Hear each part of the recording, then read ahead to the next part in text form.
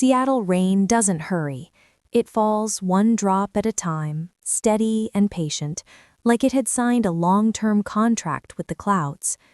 The scent of brewed coffee drifted from the corner cafe, mixing with wet pavement and fresh earth, while the streetcar rattled past like the city's unofficial morning alarm. I'm Elena Moore, 33 years old, operations assistant at Blue Wave Dynamics, currently sidestepping my third puddle in less than 2 minutes. 6 years in this city and 6 years at this company had taught me one thing clearly. A positive work culture is often just a polished phrase that really means everyone is tired but still smiling through it. Blue Wave prided itself on rapid growth and innovation, and just as famously, it was run by a man who talked endlessly while contributing remarkably little. I'd lost count of how many reports I had prepared, refined, double-checked, and quietly submitted, only to watch them resurface later under someone else's name during executive meetings. But that morning, I didn't have the luxury of resentment. I was late. As I crossed the parking lot, rain soaking into my shoes, I noticed a man crouched near the loading area, wrestling with a piece of heavy equipment that looked like it had given up on him hours ago. His gray work uniform was darkened by rain, his hands smeared with grease, his face etched with the kind of exhaustion that doesn't complain anymore. The way he moved, slow but stubborn, pulled at something familiar. He reminded me of my father, a factory man his whole life, quiet, dependable, and never asking for recognition. Without thinking too much, I stopped. I dug into my bag and pulled out my turkey sandwich and the still warm cup of coffee I'd grabbed on instinct earlier, the default breakfast of people who start working before their paycheck ever catches up. "Have you eaten?" I asked, holding them out. "It's freezing. You shouldn't work out here on an empty stomach." He looked up, surprised, like kindness had caught him off guard. For a moment he just stared, then nodded once. "No," he said quietly. "Thank you." No chatter, no performance, just gratitude in his eyes, calm and grounded. I walked away knowing I'd lost a few more minutes, yet feeling oddly certain that something about today had already shifted. The revolving doors swallowed me into the building, and Rick Dawson's cologne hit me before I even saw him. Rick was my manager, a man who made sure his presence lingered long after he left a room. Every morning he arrived like it was a grand entrance, tie slightly off-center in a way he thought looked casual, hair slicked back until it gleamed under fluorescent lights, smile stretched wide enough to sell bad news as opportunity. 10 minutes late, Rick announced loudly, as if addressing an audience. "You think the world's going to wait for you?" I slipped off my raincoat and draped it over my chair. "No," I said evenly, "but I think it'll keep spinning without me." He frowned, clearly not appreciating the lack of submission, then turned away, leaving behind a cloud of cologne strong enough to make the office plants reconsider their life choices. I sat down and powered on my computer. The CPU fan whirred like it was sighing along with me. Outside, the rain continued its patient fall. Inside, keyboards clacked in an uneven rhythm, the exhausted heartbeat of an open-plan office. My calendar blinked, 10 minutes until the welcome meeting for the new CEO. Rick had been buzzing about it all week with suspicious enthusiasm, like a man convinced proximity alone could transfer authority. I smoothed my hair, adjusted my blazer, and headed down the hallway. The LED lights reflected harshly off the polished floor, bright and sterile enough to sting. When the elevator doors closed, I caught my reflection in the mirror. Damp, worn, but upright. 6 years had taught me how to hide the fractures. Conference room, 18th floor. 12 people were already seated. Rick stood near the center, report in hand, smile locked in place. He shot me a warning look that suggested even breathing incorrectly could be considered a performance issue. I slipped the end seat, the safest place in any meeting, distant enough to avoid attention, close enough to hear the truth beneath the sarcasm. "We're just waiting for one more person," Rick said, voice polished and rehearsed. I opened my notebook and scribbled, "Prepare for self-congratulatory speech." The door opened, footsteps echoed. I looked up, and my heart stumbled. A man stepped inside wearing a tailored black suit and crisp white shirt, his hair still slightly damp, as though he'd walked through the same rain I had. His gaze swept the room and paused on me for a fraction of a second. Long enough. I knew he recognized me. Rick didn't. He hurried forward, hand outstretched, voice lifting with practiced excitement. "Welcome to Blue Wave, Mr. Samuel Cross. We're honored to have you." I stayed silent. The glass of water in front of me reflected his image, distorted but unmistakable. The man I shared breakfast with was now our CEO. The room filled with polite murmurs, smiles sharpened for survival, compliments no one meant. All I heard was the rain outside, steady and patient, reminding me that quiet moments often carry the most weight. I don't know where you're hearing this story. Maybe during a lunch break, maybe stuck in traffic with the radio low. But if you've ever had your own Rick Davidson, someone who mistook endurance for weakness, you understand this feeling. And if you like stories where justice unfolds without shouting, stay with me. If it's raining where you are, even better, you'll understand me more than most. The air in the conference room thickened, like coffee left too long on the burner. Screens glowed, fingers hovered over keyboards, and Rick's cologne lingered aggressively. He stood at the head of the table, shoulders tight, smile locked for cameras. He said, "I'm very pleased to introduce our leadership team to Mr. Cross," drawing out each word as if narrating his own success story. Samuel Cross sat quietly, hands folded, observing. Light from the windows traced the edge of his collar and settled across his calm expression. His silence wasn't empty, it was deliberate. Rick launched into a presentation full of polished phrases and impressive-sounding nonsense about growth curves and innovation ecosystems. When he reached internal operations, he nodded towards me. "Elena handles the smaller technical details, very meticulous, a bit slow but thorough." I lifted my head and smiled politely. No one reacted, but I caught Samuel's brief glance before he returned to his notes. He didn't interrupt. None of us did. We all knew reacting at the wrong moment only earned you a passive-aggressive email later. Rick concluded with a self-satisfied chuckle. "Under my leadership, my operations team is a model of efficiency and morale." Samuel placed his pen down. "Thank you, Rick. Impressive presentation." He flipped a page. "Could you send me the raw data behind these figures? I'd like to review it myself." Rick hesitated for half a breath. "Of course. I'll have Elena prepare it. She knows all the details." Samuel looked directly at me. "Good," he said. "I look forward to it." The meeting dissolved. Compliments floated, empty and rehearsed. Rick brushed past me, tapping his folder. "See," he said, "presence matters more than details." I smiled and let him go. By afternoon, a message from Executive Operations hit the inbox, requesting a full review of financial and contract data from the past 6 months. I felt my breathing slow, the calm before a storm that doesn't announce itself loudly, but clears everything weak in its path. Rick appeared at my door, smile tight. "Elena, Mr. Cross wants some checks done. Be thorough this time." "I always am," I replied softly. "The question is whether you want the real answers." He didn't respond. He left behind the scent of cologne and hurried footsteps. I opened my laptop and began pulling files, watching my reflection in the dark screen as something quietly irreversible began. I used to think workplace disasters started loudly, but they rarely do. They start quietly, like systems left unattended, until the temperature drops and no one can pretend it's comfortable anymore. After that meeting, Blue Wave shifted. Emails from internal audit followed, expense reviews, vendor checks, names that existed only in slide decks. Late that night, with rain tapping the windows and the printer humming below, I stared at the numbers. Missing contracts, repeated approvals, clean columns hiding messy truths. My hands tightened, not in shock, but in clarity. I backed up everything, every file, every draft, every trace.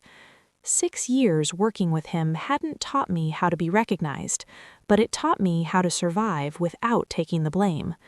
The next morning, Rick arrived wearing his signature smile, the same one he used to convince investors that a demo that barely loaded could revolutionize the market.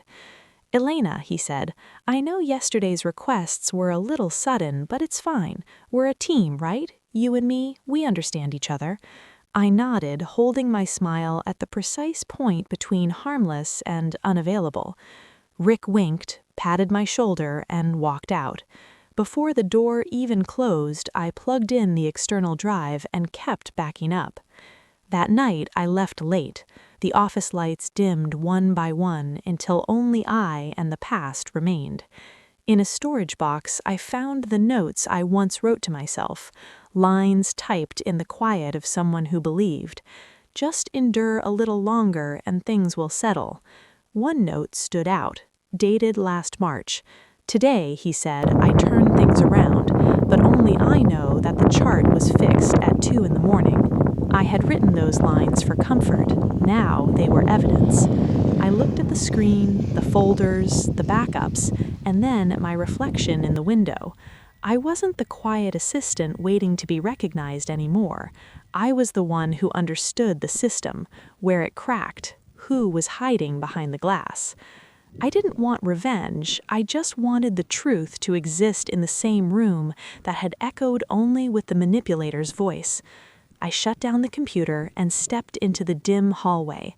Seattle was still raining. In the glass, my face looked tired but awake, and in my mind, a quiet line formed. Tomorrow, nothing will be the same.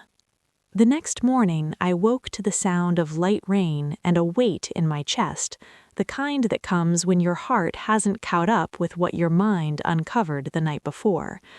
The numbers were still there in my head. Codes, contracts, approvals, all the traces of Rick hiding in the dark. When I walked into the Blue Wave building, my coworkers' glances carried something cautious, like they were trying to see if I'd changed overnight. I kept my steps steady, pretending everything was normal, but I knew it wasn't. Before I even reached my desk, Rick passed by. His tie was crooked, his eyes cold. He glanced at my screen just for a second, but long enough to let me know he was watching. What he didn't know was that sometimes the watcher sees the trap before the watcher does. The air in the company had shifted, subtle but unmistakable. Rumors began to drift. Elena caught the new CEO's attention. She and Samuel talked privately yesterday. The whispers moved through the office like a draft under a closed door. Quiet, but enough to shake something inside you. A few hours later, I got an internal email with an innocent subject line, "Morning coffee and CEO dialogue." Beneath it, a small note read, "Those who attend will understand what's changing." I didn't open the link. I had no interest in feeding the rumor mill. By noon, HR called me into a small meeting room. I brought the data summary I planned to submit the next day, but the air inside felt heavier than usual. The soft yellow light made every flaw look sharper. "Miss Elena," the HR manager said, her face uneasy, "we've received concerns about a close relationship between you and the new CEO. We'd like to give you the chance to clarify before the rumors spread further." I took a slow breath. I'm not sure what close means to others. I just do my job. Before she could answer, the door opened quietly. Samuel walked in without a word. His presence was calm, grounding, like a kind friend stepping into a storm. "I invited her because of her competence, not because of gossip," he said, his voice even but firm enough to steady the air. The HR manager blinked, stammered an apology, and excused herself. After she left, Samuel and I stayed by the window. The rain had softened as if the sky itself wanted to ease the pressure. "I'm sorry if I made you feel isolated," he said. I raised an eyebrow. "I'm used to it." He smiled faintly, like he could hear the truth in my tone. I've stood where you stand, overlooked, blamed for things I couldn't control. I learned to watch before I speak. He told me how years ago, while leading a major project, he'd watched his team work through endless nights under upper management that had no idea what was actually happening. When mistakes came, he took the fall, lost authority, lost trust, became the ghost of conversations in rooms he was no longer invited to. I know what it feels like to be buried under someone else's success, he said, his eyes softer now. That's why I watch every broken piece before I rebuild the whole picture. For the first time, I saw him not as the new CEO, but as someone who had been wounded too and understood the loneliness that comes with survival. A quiet trust began to form, fragile but real. It didn't take long for Rick to sense the shift. That afternoon, I passed him near the conference room. He stood whispering with a few of his loyal staff. They lowered their heads, silent. Through the glass, I saw him glance sharply toward my office when one of them said my name. That evening, an anonymous email appeared in my inbox. I had a private meeting with Samuel yesterday. Proof of our relationship. No signature, no source, just hurried lies. I read it line by line, my chest still but cold. I didn't delete it. I didn't reply. I knew how to let data speak louder than noise. When dusk came, the office was nearly empty. I stayed behind, opened my screen, and pulled up the backups, file names, timestamps, revision logs, each small detail fitting together like bricks forming a wall of truth. Then my phone buzzed, a message from Samuel. Elena, prepare the 6-month summary. Don't worry, the light will reveal whoever hides in the dark. I stared at the screen, the glow reflecting in my eyes. My smile wasn't one of certainty, but of resolve. I had chosen to stand, not to climb over anyone, but to let truth have a voice in a place that had long echoed with deceit. I shut down the computer and stepped into the dim hallway. My shadow stretched beside me, long and steady, like evidence that couldn't be erased. Inside, I knew the mind games had only just begun, and I would hold my ground. No retreat, no surrender, until those who feared the light had nowhere left to hide. I sat in front of the large screen, the blue light reflecting off my glasses like a mask of pure focus. One by one, I opened each backup file, every detailed report from the past 6 months. The only sounds in the room were the slow spin of the fan and the steady rain outside. Two cold, rhythmic accompaniments to this silent investigation. I used to be the person behind the flawless reports, the quiet one fixing errors, double-checking numbers, adjusting each line of data to keep everything running smoothly, even when the truth underneath was far from clean. But today, I wasn't here to tidy up anyone's lies.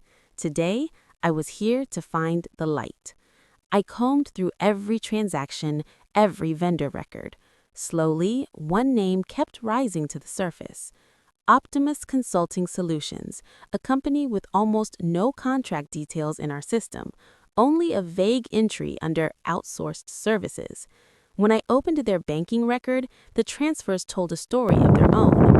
More than $300,000 paid in 3 installments, labeled as technical support and operations consulting. What sent a chill down my spine was the name on every approval line. The same employee code, the same signature, Rick Dawson. Each line repeating like a carbon copy of a familiar lie. I only signed. I printed everything. Spreadsheets, bank statements, change logs, internal email threads, and laid them neatly across the small conference table that Samuel often used when he wanted quiet. The overhead light hit the papers directly, like it were cross-examining every word. Samuel entered, glanced at the stack, and stood in silence for a moment before saying, "Good. Let him lie first." That was all he said, and it was enough. The room went still. I looked up at him. His eyes held no shock, no rush, just patience. When the leadership meeting began, Rick took the floor like a headliner stepping into the spotlight. He spoke about technological expansion, cost optimization, capital efficiency, and team strength. His words flowed with confidence, polished like a pre-recorded script. When he finished, Samuel spoke quietly. "Thank you, Rick, but I'd like to see the actual data." Yvonne, the head of finance, pressed a key and the big screen came alive with spreadsheets. Rows moved, figures appeared, graphs unfolded. I sat still, hand resting on my notebook, eyes fixed on the screen. Then came the data I'd printed that morning. The fake company, the bank transfers, Rick's signature on every approval line. Inside me, something broke open. A shiver crawled down my neck. Rick froze. Beads of sweat gathered at his temples. That's a system glitch," he stammered. "Accounting software error." His voice cracked mid-sentence, like a man gripping a rope he didn't realize had already snapped. Samuel smiled, not mockingly, but with a cold calm, the kind a surgeon wears when looking at an incision already made. "Accounting systems don't sign expense authorizations, Rick," he said, "and they don't invent digital signatures." The room filled with the sound of exhaling. No words, just the shared weight of realization. Eyes flicked between Rick, the screen, and each other. Rick tried to speak, but nothing came out. I stayed silent. Sitting still, I felt like someone watching a film she already knew the ending to, except she was in it. I could hear my heartbeat in my ears, the scrape of chairs shifting, the whisper of printed pages still lying beneath the light. Samuel turned a page on the podium, scanning the room, then gave me a subtle nod to stay quiet. He had a larger plan in motion. I lowered my gaze, understanding this wasn't the battle, it was only the opening act. The air at Blue Wave had grown heavy, like the ceiling had dropped a few inches, pressing down on every breath. Each exchanged glance carried a layer of caution. Even the sound of a coffee cup touching the table felt louder than usual, like it was brushing against the web of tension stretched tight between the glass walls.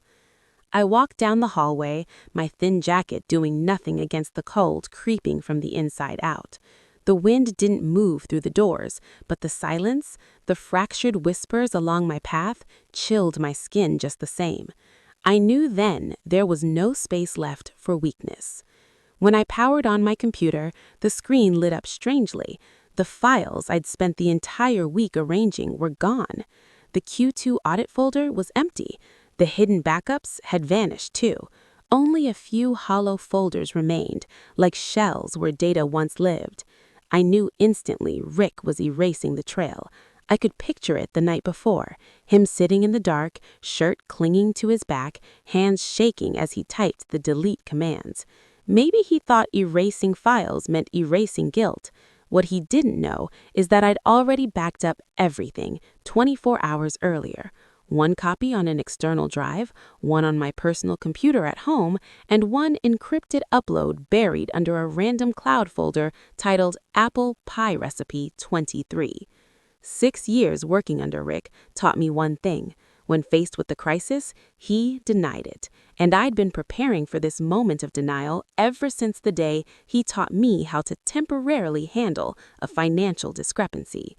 Around 9 a.m., Rick walked into my office. No knock, no greeting. He closed the door behind him and slid the lock. The metallic click landed like a challenge. His tie was wrinkled, his eyes swollen, his face sleepless, but his voice tried to sound calm. "Elena, you can help me this time." I looked up. "Help?" He lowered his voice. "Yes, I know you have the data. If you stand with me, I'll protect you. When this blows up, it won't just be me they drag down. They'll take you with me. You've seen how this company treats people once they're no longer useful. Do you really think Samuel Cross will protect you forever?" Silence stretched between us before his tone turned urgent. "Elena, we've worked together for 6 years. You're not like them. I need you. If you stand with me, I swear I'll pull you up. I have connections. I can make this right." I straightened my back, fingers laced together. "You're right, Rick. I'm not like them. I've been dismissed overlooked and ignored, but you're wrong about one thing. I don't need anyone to pull me up anymore." He froze, then muttered, "You're making a mistake, Elena. I've saved you from plenty before. You owe me." I answered quietly, "I've paid you back with years of silence." He stared at me for a long second, then turned and slammed the door behind him. The sound echoed through the room like the exclamation mark of an unspoken war. That afternoon, an internal email from Samuel arrived. "All hands meeting 9 a.m. tomorrow. Attendance mandatory." I read it, my stomach tightening with a mix of dread and resolve. Rick must have received it too. I could already hear his voice down the hallway, whispering to someone about false rumors and misunderstandings. He was building a fortress of words, hoping it would shield him from the light. That night, the office was silent. I stayed behind, surrounded by hundreds of lines of data. Names, dates, amounts, approval codes, digital signatures. My fingers trembled, not from fear, but from the weight of what was about to come. I wondered if I was about to destroy someone's career. Rick was guilty, yes, but part of me was guilty too for staying silent long enough to let him dig his own grave. Then the memory came back 2 years ago. Rick humiliating a junior employee in the middle of a meeting. Everyone laughed along except me. She left a week later.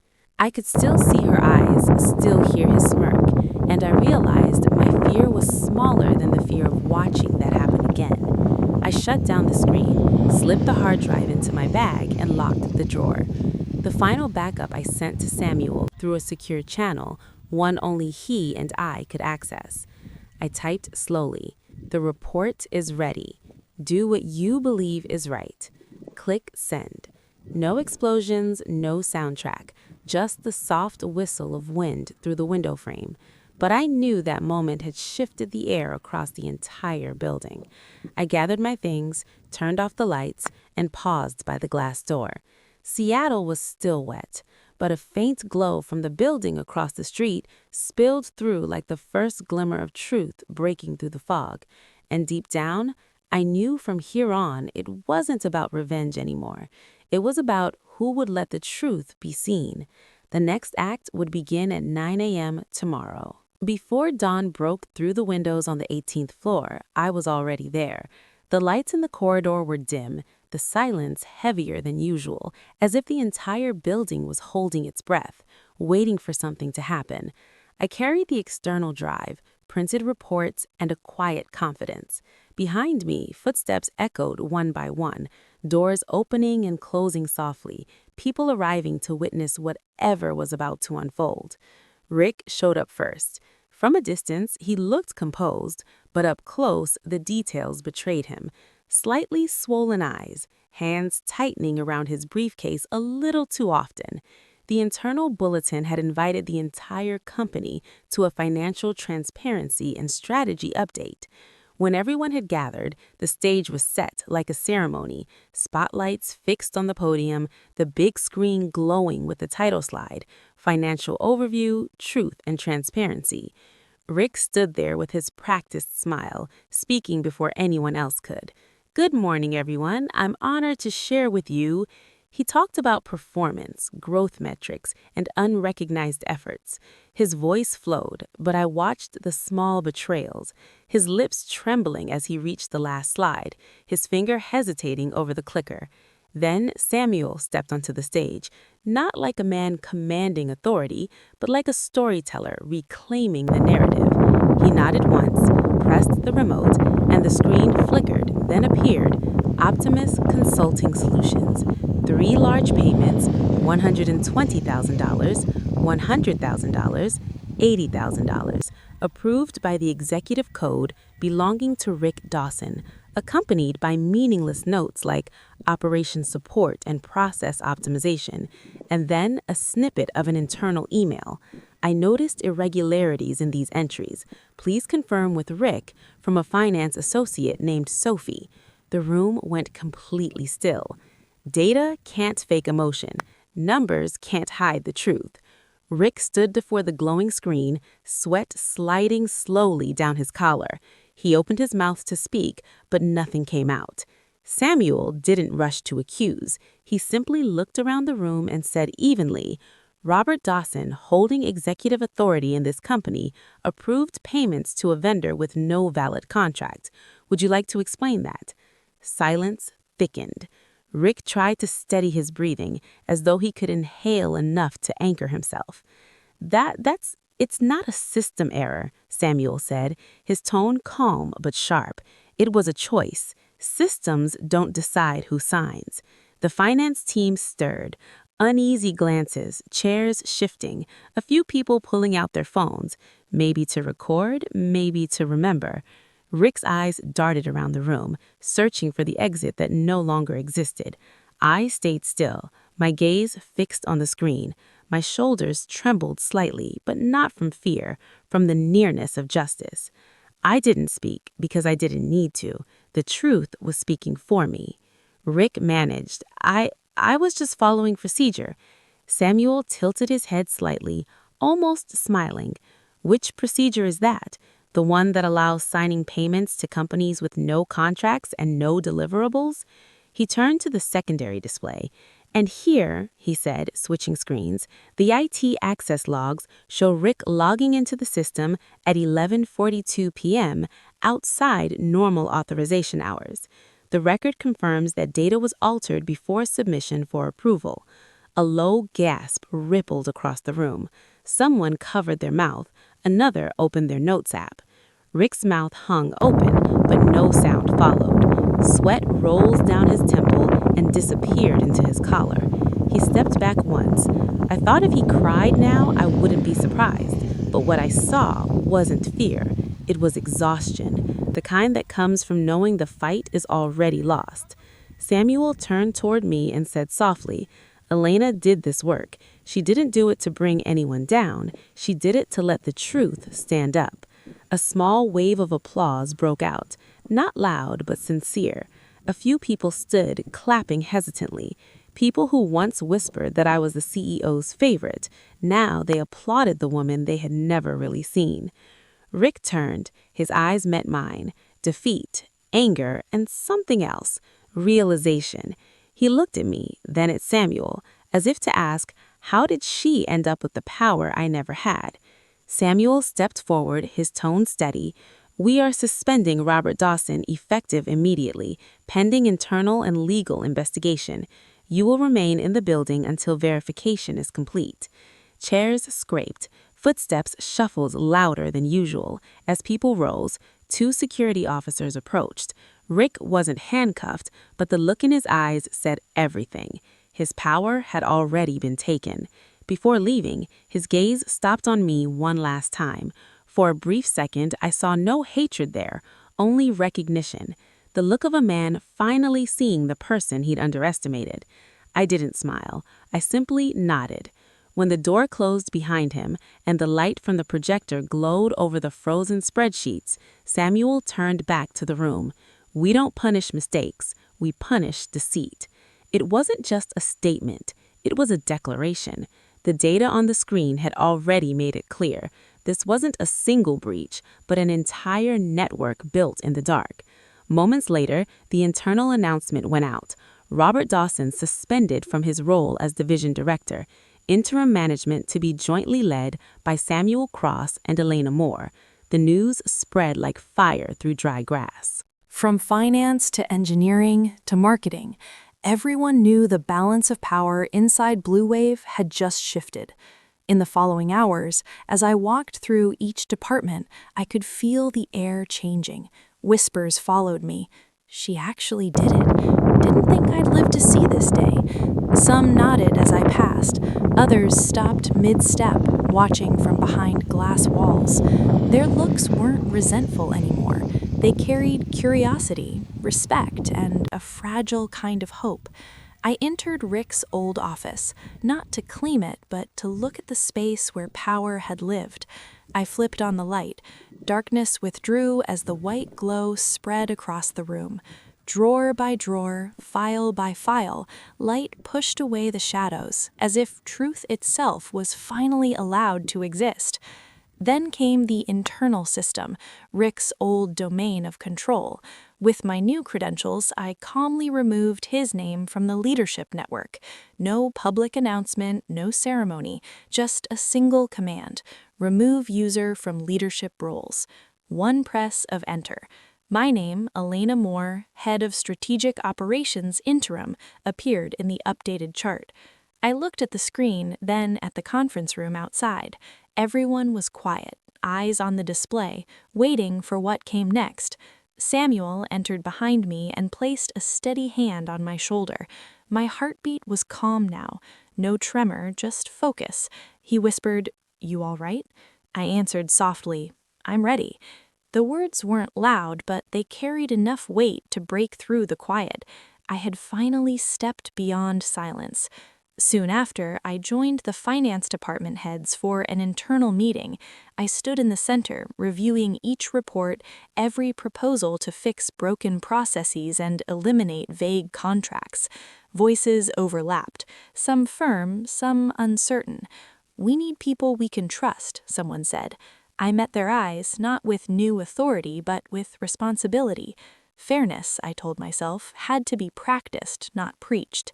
In the hallway, Sophie, the analyst who had first sent the warning email, approached me. Her eyes glimmered. "Thank you," she said quietly. I smiled. "Let's keep going."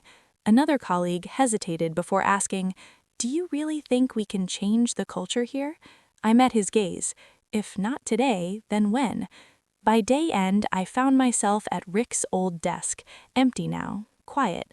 I sat down and opened my laptop. The internal systems had already been updated: new approval rights, stricter audit checks, and a transparent oversight module. Small steps, but they mattered.